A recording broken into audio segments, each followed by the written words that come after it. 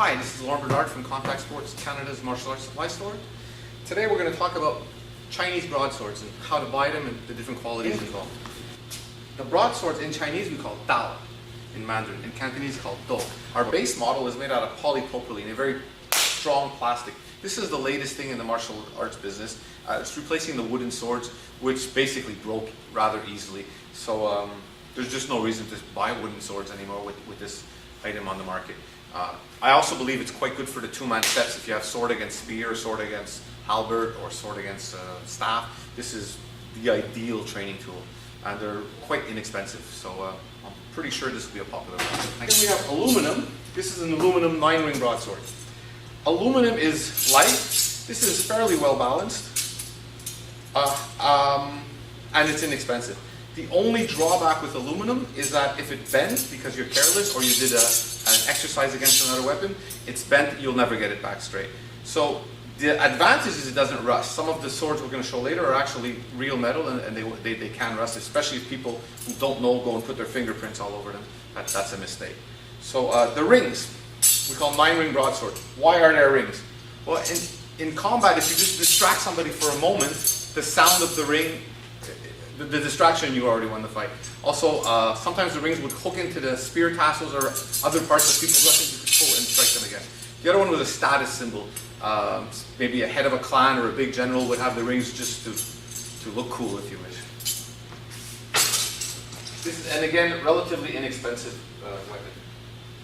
This is Kontact Sports, basically probably our best seller. It's a good quality rosewood scabbard.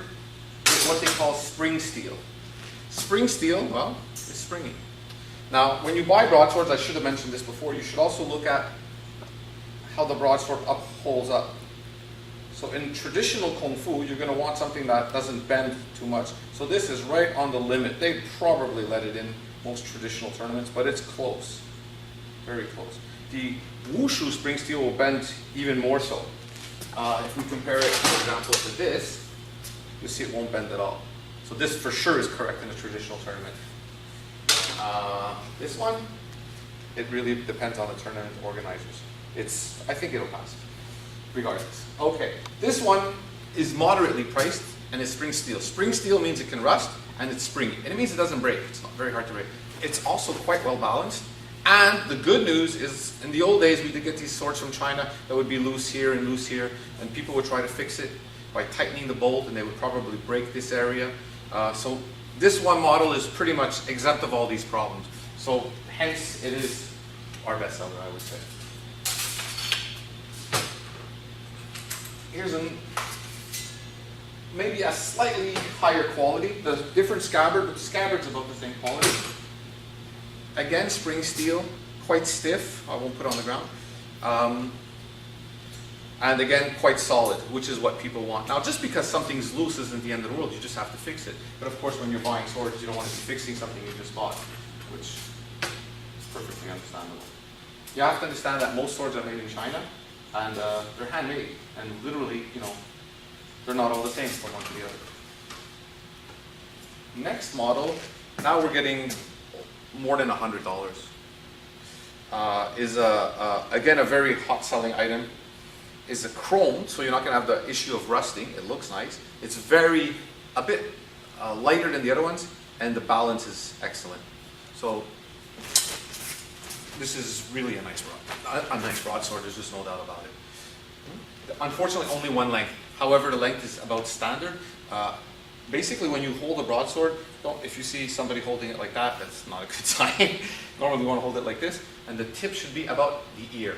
Now, this is just the standard. If it's shorter or longer, it's all right. It's not a big deal. If you go on the battlefield, you're not going to lose because your sword is long or your sword is short. We're just saying, generally speaking, that's what you're looking for. So this one was made for your average person like myself who's 5'10". Now we're going to the very high end. We're lucky because 20 years ago, there was no high end. These swords is cast Hanwei broadswords, which we carry at Kontact Sports. The scabbard is extremely good quality. Brass fittings everywhere. The broadsword is also brass fittings. It's not razor sharp, but it's sharp enough that if you do this, your friend will be going to the hospital. So this is a dangerous weapon to practice with, actually. So if you practice with this, you either put something on the edge. Some people use the lining of they put these plastic things on the edge for car doors. You can use that, or you're very careful. But again, if you're a beginner, I do not recommend this weapon because this is a weapon. This is really a weapon. It's a little short, but it doesn't matter. It's not a big deal, and the quality is excellent. And this is, I'm quite a bit more expensive, basically. Anyways, I hope you enjoyed the ideas for the broadswords. So again, you basically get what you pay for. And oh, by the way, sometimes we'll talk about two-person sets. For example, broadsword against spear or broadsword against staff. Which broadsword is good? Honestly, as soon as you start hitting things, all the weapons pay the price. So if I hit the person's spear with the edge of my blade, there's going to be chips of wood flying out every time. So sometimes we'll kind of like mimic it. Sometimes, or eventually your sword's going to have full of dead. So this is just something you're going to have to accept. Perhaps this is the way to do set fightings, just because it doesn't really damage the spear, and these are inexpensive, and I don't believe they're going to be very easy to break. They are really solid. So I think this is the way of the future for two-man sets. And last but not least, we have the double broadswords, or Swandao. So Swandao, there's not much choice out there. There's what we call a contemporary wushu grade, which are very floppy, and they're not expensive. The problem is they're so floppy that when you do the flowers, it's just kind of wobbling all over the place. So really, it's save your money and spend a little bit more and get the right product. That's something good. This particular model is made out of spring steel, and it's quite solid. And as you see, it's not wobbling all over the place.